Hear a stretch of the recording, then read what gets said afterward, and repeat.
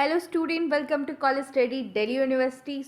इस वीडियो में हम कवर करने वाले हैं आपका financial management part second of unit two का पार्ट वन मैं ऑलरेडी बना चुकी हूँ, जिसमें मैंने आपको कैश फ्लो निकालना सिखाया था कि किसी भी प्रोजेक्ट का कितना कैश इनफ्लो है या नेट कैश इनफ्लो कैसे कैलकुलेट करते हैं, वो हमने सीखा था। अब मैंने आपको उसी वीडियो में बता दिया था कि हम इस वीडियो में करने वाले हैं technique for evaluating capital budgeting proposals, कैसे हम इवल्यूट करते हैं, वेरियस टेक्निक्स होती है, हम उसी के बारे में पढ़ने वाले हैं आज। ठीक है, अगर इस वीडियो लेक्चर के नोट्स आपको चाहिए तो आप हमारा टेलीग्राम चैनल फॉलो कर सकते हैं। टेलीग्राम चैनल आप ज्वाइन कर लेना। टेलीग्राम चैनल का लिंक आपको डिस्क्रिप्शन बॉक्स में मिल जाएगा, वहां से ज्वाइन कर लेना, आपको नोट्स मिल जाएंगे। ठीक है, तो चलो शुरू करते हैं। देखो, अगर मैं टेक्निक्स की बात करूँ तो टेक्निक्स को ब्रॉडली टू कैटेगरीज में डिवाइड किया जाता है। सबसे पहले है traditional technique and second is discounted cash flow technique. Traditional technique में क्या क्या आता है? ट्रेडिशनल टेक्निक में आता है अकाउंटिंग रेट ऑफ रिटर्न, पे बैक पीरियड। ठीक है, और डिस्काउंटिंग कैश फ्लो टेक्निक्स में आपकी आती है NPV, net present value, profitable index, IRR and discounted pay back period. Okay, तो ये आपकी कुछ टेक्निक्स है जो आपके सिलेबस में भी है और इनको दो तरीके से कैटेगराइज किया है। अब देखो, ट्रेडिशनल टेक्निक्स की ना कुछ एडवांटेजेस भी हैं और कुछ लिमिटेशन भी हैं। एडवांटेजेस क्या है कि ये एलिमेंट्री होती है, मतलब काफ़ी बेसिक होती है। ठीक है, सिंपल होती है, मतलब कोई ज़्यादा दिमाग इसमें लगाना नहीं पड़ता, वेरी इजी टू कैलकुलेट। लेकिन ये टाइम वैल्यू ऑफ मनी को रिकॉग्नाइज नहीं करती। अब अगर तुम पूछो what is time value of money, तो पहली वीडियो देखो, एफएम की जो पहली वीडियो थी उसमें मैंने टाइम वैल्यू ऑफ मनी को ही समझाया था, तो उसे जाके देख लेना। ठीक है, अब ये ड्रॉबैक है कि जो ट्रेडिशनल टेक्निक है वो जो भी कैश फ्लो आता है कैपिटल बजटिंग प्रोजेक्ट से, जो भी कैश फ्लो आता है उसको डिस्काउंट नहीं करती। ठीक है, तो डिस्काउंट नहीं करती मतलब टाइम वैल्यू ऑफ मनी को इग्नोर कर देती है। और टाइम वैल्यू ऑफ मनी बहुत ही इंपॉर्टेंट कॉन्सेप्ट है, अगर हम उसको इग्नोर करके चल रहे हैं तो हम किसी भी गलत रिजल्ट पे ही आते हैं, हम सही रिजल्ट पे नहीं आ सकते। तो यही सबसे बड़ी प्रॉब्लम है ट्रेडिशनल टेक्निक की। देखो, सबसे पहले जो ट्रेडिशनल टेक्निक में पहली टेक्निक आती है that is accounting rate of return, हम इसे पढ़ने वाले हैं। अब देखो, अकाउंटिंग रेट ऑफ रिटर्न क्या होता है? Accounting rate of return accounting concept पे रिलाई करता है। अगर मैंने कोई भी इन्वेस्टमेंट करी है तो वो इन्वेस्टमेंट मुझे प्रॉफिट देगी फ्यूचर में। प्रॉफिट को मैं क्या कह सकती हूँ कि वो मुझे रिटर्न प्रोवाइड करेगी, जो भी मैंने इन्वेस्टमेंट करी है उस पर रिटर्न आएगा। तो इस कॉन्सेप्ट पे ये रिलाई करता है। अगर इसकी डेफिनेशन देखो तो it is defined as net annualised income as percentage of average amount of fund that have invested on a given capital budgeting project. मतलब किसी एक कैपिटल बजटिंग प्रोजेक्ट में हमने जो average amount of fund invest करा है उससे हमें उस एवरेज अमाउंट ऑफ फंड के कितना परसेंट हमारी नेट एनुअलाइज्ड इनकम आ रही है वो हम इसमें कैलकुलेट करते हैं। मान लो अगर मैंने 100 रुपये इन्वेस्ट करे हैं और मेरे पास जो नेट एनुअलाइज्ड इनकम आ रही है वो 10 रुपये आ रही है, तो ये 10 रुपये इस 100 रुपये का कितना परसेंट है वो हम निकालते हैं। ठीक है, समझ आया? अब सिंबॉलिकली अगर हम देखें तो हम इसे ऐसे लिखते हैं, net annualised income divide by average amount of fund invested into 100, क्योंकि हम परसेंटेज कैलकुलेट कर रहे होते हैं। देखो, नेट एनुअलाइज्ड इनकम का मतलब क्या होता है ये भी समझ लो। नेट एनुअलाइज्ड इनकम का मतलब होता है आफ्टर टैक्स प्रॉफिट, मतलब आपका जो भी प्रॉफिट आया है उसमें आपने डेप्रीसिएशन, टैक्सेस सब माइनस कर दिए, उसके बाद जो आपका प्रॉफिट बचा है that is after tax profit, वो हम इसमें यूज करते हैं। आपको पता होगा, मैंने आपको पिछली वीडियो में भी बताया था कि काफ़ी सारी टेक्निक्स में, मेजॉरिटी टेक्निक्स में हम कैश फ्लो देखते हैं कि कितना कैश फ्लो हो रहा है, कैश इनफ्लो कितना आ रहा है किसी भी इन्वेस्टमेंट से। But accounting rate of return में हम प्रॉफिट देखते हैं, कैश फ्लो नहीं देखते। ये बहुत ही इंपॉर्टेंट पॉइंट है, इसे ध्यान से दिमाग में बैठा लेना। अब देखो, इसका डिसीजन क्राइटेरिया क्या होता है? सबसे पहले हम ARR कैलकुलेट करते हैं। अगर हमारा ARR इक्वल होता है या एक्सीड करता है pre specified rate of return, हम ऑलरेडी एक रेट ऑफ रिटर्न स्पेसिफाइड करके रखते हैं कि अगर मैंने प्रोजेक्ट X में इन्वेस्ट करा है तो मुझे उससे 20% रिटर्न आना चाहिए। अगर मुझे 20, मेरा ARR अगर इस 20% से ज़्यादा आ रहा है तो मैं प्रोजेक्ट को एक्सेप्ट कर लूँगी, वरना मैं प्रोजेक्ट रिजेक्ट कर दूंगी। ठीक है, ये इसका तरीका होता है। ARR को हम रैंक करने के लिए भी यूज़ करते हैं।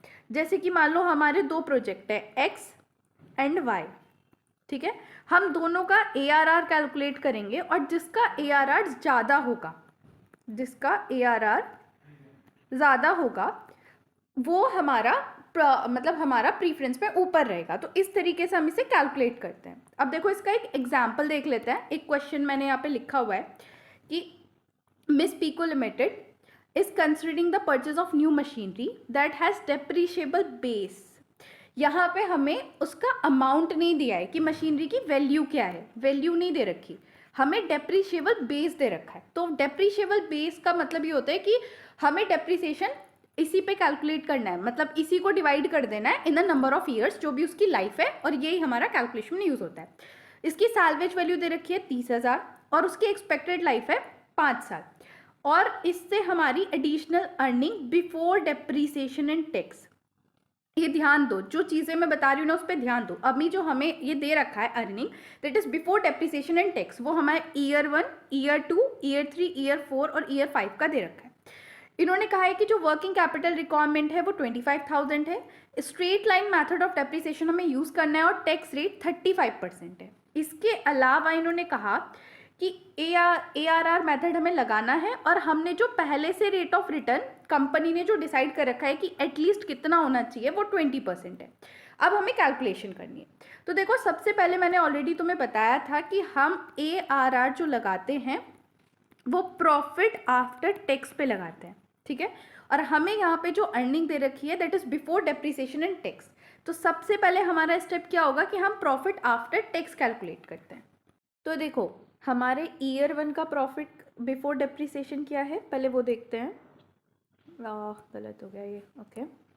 सो हमारे ईयर 1 का जो प्रॉफिट बिफोर डेप्रिसिएशन हमें दे रखा है दैट इज इक्वल्स टू 104, ठीक है।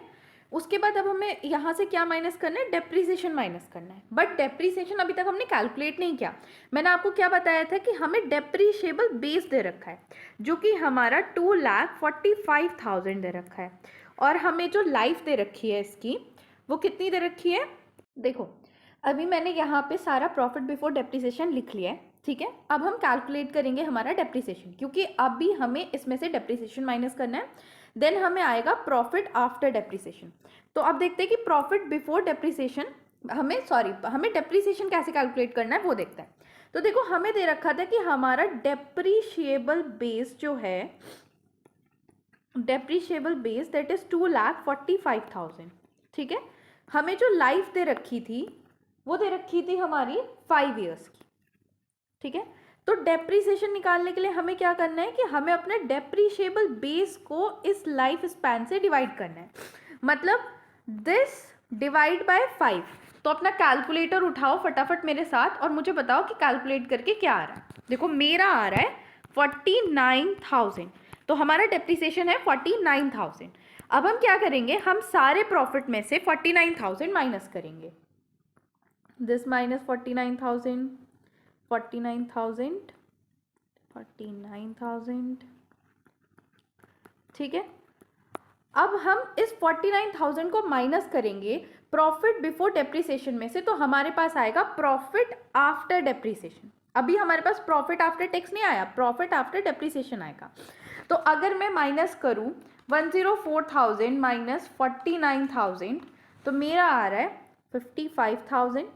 मेरे साथ कैलकुलेट करो, क्योंकि तुम अगर सिर्फ वीडियो देख रहे हो कैलकुलेशन नहीं कर रहे हो तो उससे कुछ नहीं आएगा जब तक तुम खुद कैलकुलेट नहीं करोगे। साथ में उठो, कैलकुलेटर उठाओ, कैलकुलेट करो। 99,000 माइनस 49,000, यहाँ आ रहा है 50,000। 103,000 माइनस 49,000, ये आ रहा है 54,000, and the last is 107 minus 49,000। तो यहाँ तक हमारा आ गया 58,000। अब तक हमने कैलकुलेट कर लिया प्रॉफिट आफ्टर डेप्रिसिएशन। अब हमें इसमें से माइनस करना है टैक्स। टैक्स रेट क्या था, हमारा टैक्स रेट दे रखा है क्वेश्चन में 35%। तो अब हम क्या करेंगे, सारी वैल्यूज पे 35% का टैक्स रेट लगाएंगे और उसकी वैल्यू लिखेंगे। तो अगर मैं 55,000 पे 35% लगाऊं तो मेरा आएगा 19250। वैसे ही अगर मैं 53,000 पे लगाऊं 35% तो आएगा 18550। Same with 50,000। मैं अभी भी बोल रही हूँ कि जो लोग आराम से लेट के एकदम बिस्तर पे और तब देख रहे हैं इस वीडियो को, वो ना ऐसे देखें, क्योंकि उससे तुम्हारा कोई फ़ायदा नहीं होना जब तक तुम खुद से मेरे साथ कैलकुलेट नहीं करोगे।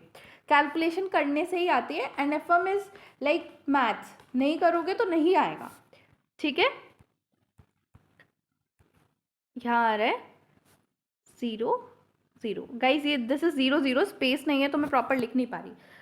अब जब हम इन वैल्यूज़ में से, एक बार कलर चेंज कर लेती हूँ, अब जब हम इन वैल्यूज़ में से ये वाली वैल्यूज़ को सब्ट्रैक्ट करेंगे, मतलब टैक्स को सब्ट्रैक्ट करेंगे, तब हमारे पास आएगा प्रॉफिट आफ्टर टैक्स। 55,000 माइनस 19250 हमारे पास आएगा 35750। वैसे ही अगर मैं 53,000 में से माइनस करूँगी टैक्स तो मेरे पास आएगा 34450। 50,000 minus 1750, we will get 32500, and 54,000 minus 18900 is 35100. This is 0. And last is 58,000 minus 2030. 58,000 minus 20300, तो हमारे पास आ गया 37700। ये हमारे पास वैल्यू है प्रॉफिट आफ्टर टैक्स की। अब इन वैल्यू की हेल्प से ही हम ARR को कैलकुलेट करेंगे। देखो मेरे पास ना ऑलरेडी ये सारी वैल्यू कैलकुलेटेड थी, बट मैंने प्रॉपर तुम्हें कैलकुलेशन करके दिखाई ताकि तुम मेरे साथ साथ कैलकुलेशन करो। मेरा और कोई पर्पस नहीं था। मैं आपको दिखाती हूँ, मैंने ऑलरेडी सब कुछ कैलकुलेट करके रख रखा था।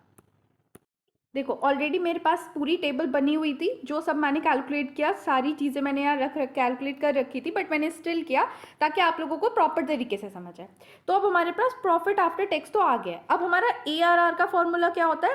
Average annual profit upon average investment into 100। तो हमने क्या किया, क्योंकि हमारा प्रॉफिट अलग अलग है तो हमने यहाँ पे अपना एवरेज एनुअल प्रॉफिट निकाला। कैसे? जितना ये प्रॉफिट आफ्टर टैक्स आया इन सबको ऐड कर दिया और डिवाइड बाय 5, क्योंकि ये कितने 1 2 3 4 5, तो 5 से डिवाइड कर दिया। बेसिक एवरेज क्या होता है कि जो टोटल सम जो है उसको डिवाइड कर दो नंबर ऑफ क्वांटिटी से, यही तो होता है बेसिक एवरेज। तो बेसिक एवरेज का हमने यहाँ फॉर्मूला लगा दिया।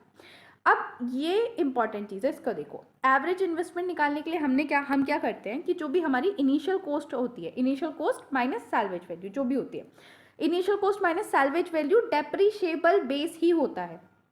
अभी यहाँ पे क्वेश्चन में तुम्हें डेप्रिशिएबल दे रखा है, डेप्रिशिएबल बेस दे रखा है, तो ये डेप्रिशिएबल बेस ही होता है initial cost minus salvage value. तो हमने डायरेक्टली डेप्रिशिएबल बेस लिया, उसको डिवाइड किया हाफ से, फिर उसके अंदर सैल्वेज वैल्यू और नेट वर्किंग कैपिटल को ऐड कर दिया। Net working capital salvage value already question में थी, तो हमारे पास एवरेज इन्वेस्टमेंट क्या आ गया।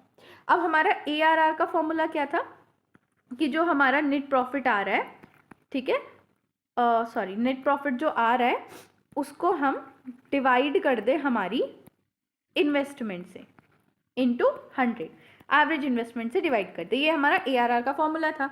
तो अब हमने वही किया। हमने क्या किया, हमारा ये एवरेज प्रॉफिट आ रहा था, ये आ गया, यहाँ से इसको ले लिया, हमारी एवरेज इन्वेस्टमेंट आ रही थी, इसको ले लिया और इसकी परसेंटेज निकाल दी, दैट इज 19.77%। अब देखो हमें क्वेश्चन में जो क्वेश्चन था, मैं एक बार तुम्हें फिर से दिखाती हूँ। क्वेश्चन में हमें लास्ट में कह रखा था कि कंपनी ने कहा है कि एटलीस्ट 20% होना चाहिए। तो क्या ये 20% आया है? नहीं, ये तो 20% से कम है। तो इसलिए हम ये जो इन्वेस्टमेंट है उसको एक्सेप्ट नहीं करेंगे, हमें इस प्रोजेक्ट के साथ नहीं जाना चाहिए। इस तरीके से ARR कैलकुलेट होता है। पूरी कैलकुलेशन मैंने बता दिया, और ये क्वेश्चन ना काफ़ी कॉम्प्रिहेंसिव था ताकि आपके सारे जितने भी मैक्सिमम लेवल के क्वेश्चन आते हैं वो कवर हो जाए। ठीक है, अब देखते हैं कि what are the merit and the demerit of ARR। देखो मेरिट क्या है, सिंपल है कैलकुलेट करना, तुम्हें प्रॉफिट आफ्टर टैक्स ही निकालना है और बस सिंपल कैलकुलेशन कर देनी है, ये इसकी मेरिट है।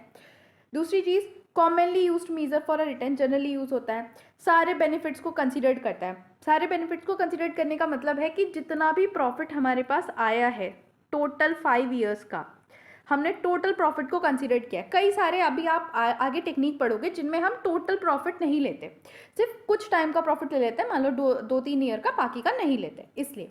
और ये प्रॉफिटेबिलिटी पे फोकस करता है, प्रॉफिट मेन कॉन्सेप्ट होता है और ये उसी पे फोकस करता है। अब डीमेरिट्स क्या है, देखो सबसे पहले तो टाइम वैल्यू ऑफ मनी को इग्नोर कर देता है, फिर ये कैश फ्लो को इग्नोर कर देता है।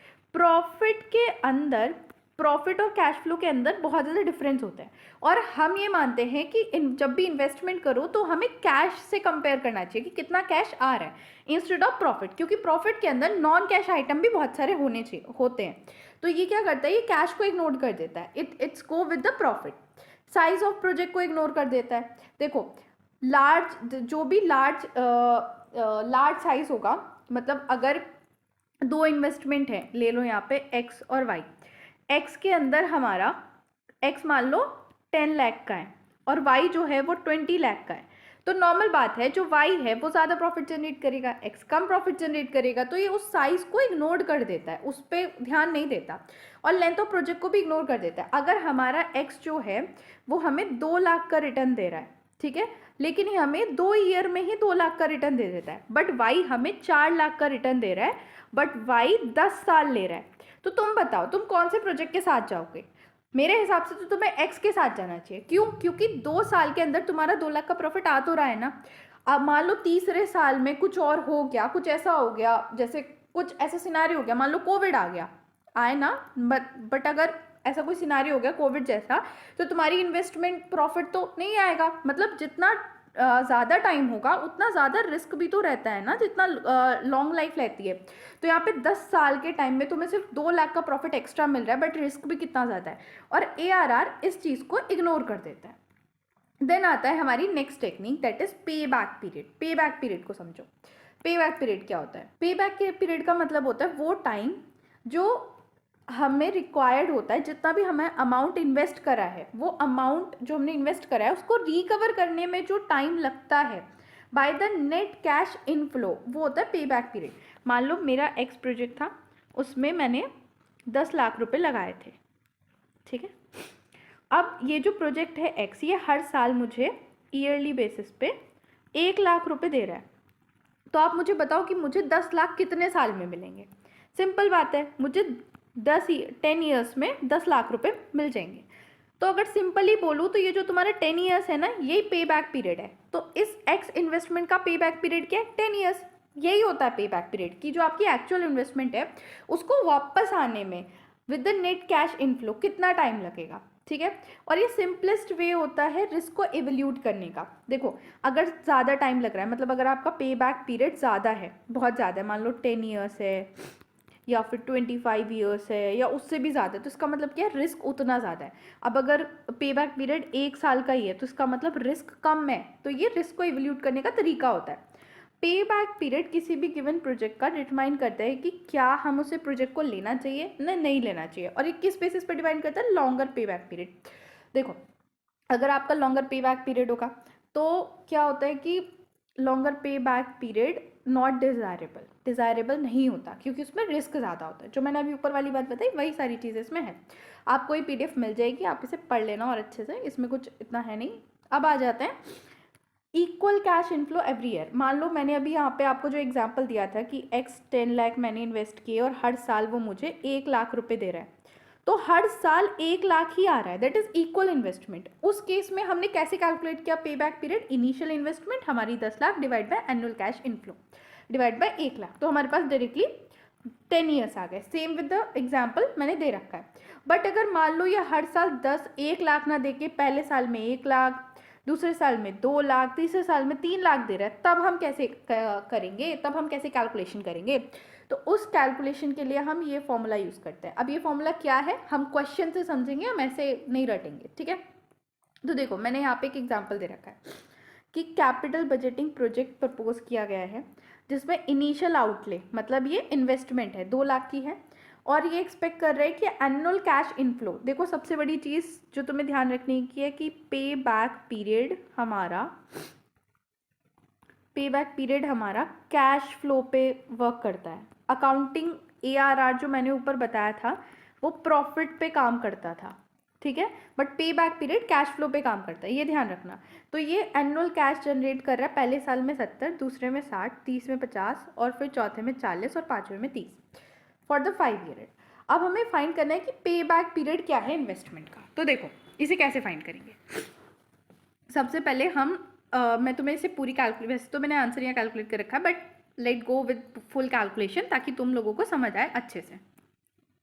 देखो अब मैंने यहाँ पे आपकी पूरी टेबल बना ली है, डिफरेंट ईयर्स के मैंने कैश फ्लो भी लिख लिए कि क्या क्या कैश फ्लो हमारे आ रहे हैं। जैसे कि पहले साल में 70,000, फिर उसके बाद 60, 50, 40, 30। अब हम क्या करेंगे, हम क्यूमुलेटिव कैश फ्लो कैलकुलेट करेंगे। What is cumulative cash flow?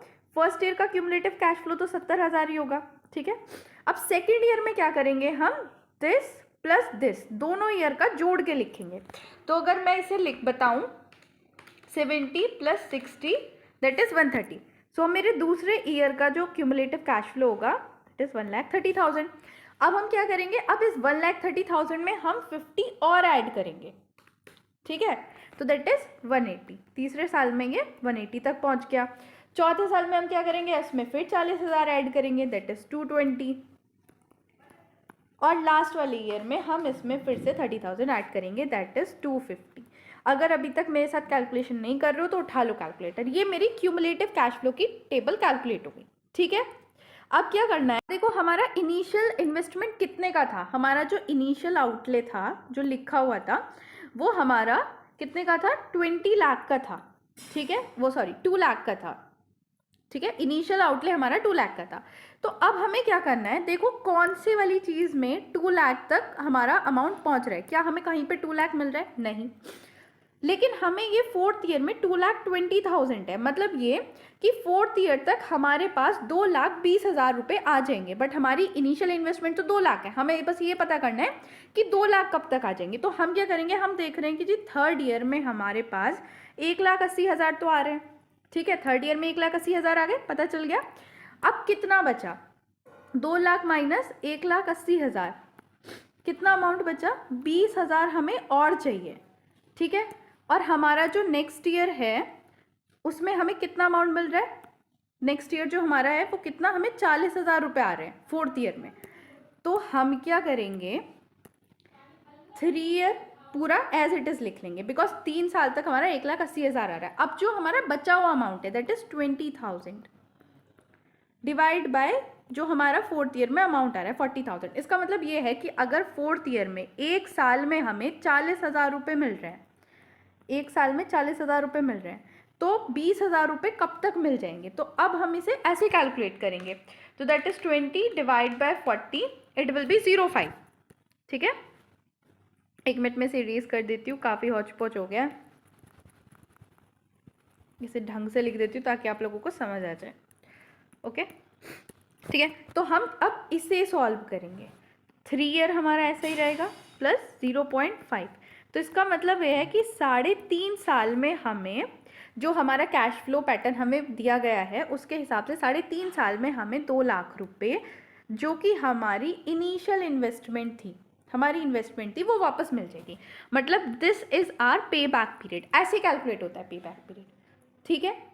I hope आपको समझ आ गया होगा। अगर नहीं समझ आया तो एक बार फिर से वीडियो को पीछे जाके दोबारा से देखो और इस बार खुद से कैलकुलेटर लेके बैठना, साथ में कैलकुलेट करना। देखो इसका डिसीजन क्राइटेरिया क्या होता है कि हम कैसे डिसाइड करते हैं कि हम इस प्रपोजल के साथ जाना है या नहीं जाना। हम जो हमारा एक्चुअल पे बैक पीरियड होता है ना, जैसे हमने अभी कैलकुलेट किया 3.5, उसको कंपेयर करते हैं हमारा प्री डिटरमाइंड या डिज़ायरेबल पे बैक पीरियड से। अगर हमारा एक्चुअल पे बैक पीरियड हमारा मान लो डिज़ायरेबल जो था वो 4 था, 4 ईयर में हमारी इन्वेस्टमेंट वापस आ जानी चाहिए, बट हमारी 3.5 ईयर में ही आ गई, तो हम प्रोजेक्ट को एक्सेप्ट कर लेंगे। बट अगर हमारा जो डिज़ायरेबल था वो मान लो 2 ईयर्स था और हमारी तो 3.5 में वापस आ रही है, तो हम उस प्रोजेक्ट को रिजेक्ट कर देंगे। ये तरीका होता है। और ये कैपिटल रेशनिंग के लिए भी यूज़ की जाती है। कैपिटल रेशनिंग मतलब क्या होता है, जब हम दो प्रोजेक्ट को कंपेयर कर रहे होते हैं, उसमें क्या होता है कि हम देखते हैं कि मान लो प्रोजेक्ट एक्स है, वो उसका पे बैक पीरियड है 3.5 और प्रोजेक्ट वाई है जिसका पीरियड है 3, तो हम क्या करेंगे 3 के साथ जाएंगे, बिकॉज इट इज़ बेटर। इसके अंदर रिस्क जो है वो हमारा कम है, लेस रिस्क, ठीक है। इस तरीके से यूज़ होता है। अब मेरिट क्या है, पे बैक पीरियड की सिंपल है, मीजर रिस्क को मीजर करता है, लिक्विडिटी को मीजर करता है, रिटर्न कितना आएगा वो शेयर होल्डर आराम से प्लान कर पाते हैं। डीमेरिट्स क्या है, देखो टाइम वैल्यू ऑफ मनी को इग्नोर कर दिया, कैश फ्लो आफ्टर पे बैक पीरियड नहीं देखता। देखो हमारे पास काफ़ी सारा कैश फ्लो था, जैसे कि हमारे पास 5 पीरियड थे, बट हमने सिर्फ 4th ईयर तक का कैलकुलेट किया, हमने 5th ईयर का तो देखा ही नहीं अमाउंट, तो मतलब आगे का कैश फ्लो को इग्नोर कर देता है ये। दूसरी चीज़, इकोनॉमिक लाइफ और टर्मिनल कैश इनफ्लो को इग्नोर कर देता है, कि मान लो बाद में हमारी जो सैल्वेज वैल्यू थी उसको तो इसने इग्नोर ही कर दिया, कि अगर हमारा प्रोजेक्ट बाद में बिकेगा कितने का बिकेगा। और कोई भी ऑब्जेक्टिव वे नहीं है डिटरमाइन करने का, मिसलीडिंग क्राइटेरिया इसमें कई बार यूज़ होता है। अब देखो मैंने यहाँ पे एक क्वेश्चन और लिया है, ये हमारा मैंने इसलिए लिया ताकि मैं आपको समझा सकूं कि कैपिटल रेशनिंग में कैसे हमारा पे बैक पीरियड यूज़ होता है। म्यूचुअली एक्सक्लूसिव प्रोजेक्ट है X and Y. What is mutually exclusive, जब एक का एक्सेप्टेंस दूसरे पे डिपेंड करता है, अगर एक्स एक्सेप्ट होगा तो वाई रिजेक्ट होगा, this is mutually exclusive project. तो यहाँ पे हमारी कोस्ट दे रखी है कि हमारी प्रोजेक्ट एक्स इतने का है, प्रोजेक्ट वाई इतने का है। इसका मतलब क्या है कि ये इनिशियल इन्वेस्टमेंट दे रखी है। फिर हमें दे रखा है कि profit after depreciation and tax. सबसे इंपॉर्टेंट चीज़ मैंने क्या बताया था कि पे बैक पीरियड हमारा क्या कंसीडर करता है, कैश फ्लो देखता है, कैश फ्लो देखता है। और हमें क्वेश्चन में क्या दे रखा है, प्रॉफिट आफ्टर डेप्रिसिएशन, मतलब हमें कैश फ्लो भी कैलकुलेट करना है। अभी हमें प्रोजेक्ट एक्स का, प्रोजेक्ट वाई का कैश प्रॉफिट आफ्टर डेप्रिसिएशन दे रखा है, और हमें ये बताना है कि कौन सा प्रोजेक्ट बेटर है। तो देखो सबसे पहले मैंने क्या किया, ये हमारा एनुअल प्रॉफिट ले लिया मैंने, दोनों प्रोजेक्ट का एनुअल प्रॉफिट आ गया।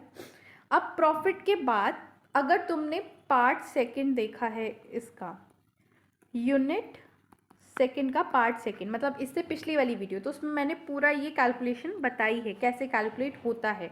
लाइक एनुअल प्रॉफिट से कैश फ्लो तक हम कैसे आते हैं, यहाँ तक मैंने आपको उसमें बता दिया है। तो बस अब मैं ये वाली चीज़ आपको प्रॉपर समझा रही हूँ, कैल करके नहीं दिखा रही हूँ, वो वीडियो देख लेना समझ आ जाएगा। तो देखो हमने क्या किया, हमारे पास प्रॉफिट था, उस पर मैंने डेप्रिसिएशन ऐड कर दिया, तो मेरे पास आ गया cash flow after tax. Project का दोनों का एक्स में ऐड किया डेप्रिसिएशन, वाई में ऐड किया डेप्रिसिएशन, ये हमारे आगे कैश फ्लो। अब जैसे मैंने पहले किया था कि मैंने प्रोजेक्ट एक्स का क्यूमुलेटिव निकाल लिया, मतलब दिस एज इट इज़ लिखा, फिर मैंने क्या किया 8400 में ऐड कर दिया 20400, तो मेरा क्या आ गया 38800, दिस वैल्यू। ऐसी फिर मैंने इस वाली वैल्यू में ये ऐड कर दिया, तो ये वाली वैल्यू आ गई, फिर इसमें ये ऐड किया, इस तरीके से मैंने क्यूमुलेटिव कैश फ्लो निकाल लिया, दोनों का क्यूमुलेटिव कैश फ्लो आ गया। अब हमारी इनिशियल इन्वेस्टमेंट क्या थी प्रोजेक्ट की, कितना हमारा प्रोजेक्ट का था देखते हैं, दैट इज 65,125। अब अगर हम प्रोजेक्ट एक्स को देखें तो हमें कहाँ मिल रहा है 65,125, एग्जैक्ट अमाउंट कहीं दिखाई दे रहा है, नहीं दिखाई दे रहा, बट उससे कम अमाउंट दिखाई दे रहा है 3rd ईयर पे। तो हम क्या करेंगे 3 प्लस, अब अगर 65,125 में से मैं 6120 माइनस करूँ तो मेरा कितना बच रहा है 3925, और अगर मैं नेक्स्ट ईयर में देखूँ तो मेरे पास कितना अमाउंट आ रहा है 24400। तो अब अगर मैं 3925 को डिवाइड करूँ 2440 से तो मेरा आंसर आएगा 0.16। सो मतलब 3.16 ईयर में 0.16 ईयर में मेरा इनिशियल इन्वेस्टमेंट प्रोजेक्ट एक्स वापस कर देगा। अब ऐसे ही मैं प्रोजेक्ट वाई का कैलकुलेट करूँगी, प्रोजेक्ट वाई का भी सेम ही वैल्यू थी 65,125, मेरे को कहीं डायरेक्ट वैल्यू नहीं मिल रही है, बट सेकेंड ईयर में मेरे को मिल रहा है, उसके बाद वैल्यू एक्सीड कर रही है, तो मैं लिखूँगी 2 प्लस। अब अगर मैं 65,125 में से 50,800 को माइनस करूँ तो मेरी कितना अमाउंट बच जाता है 14,325, ठीक है।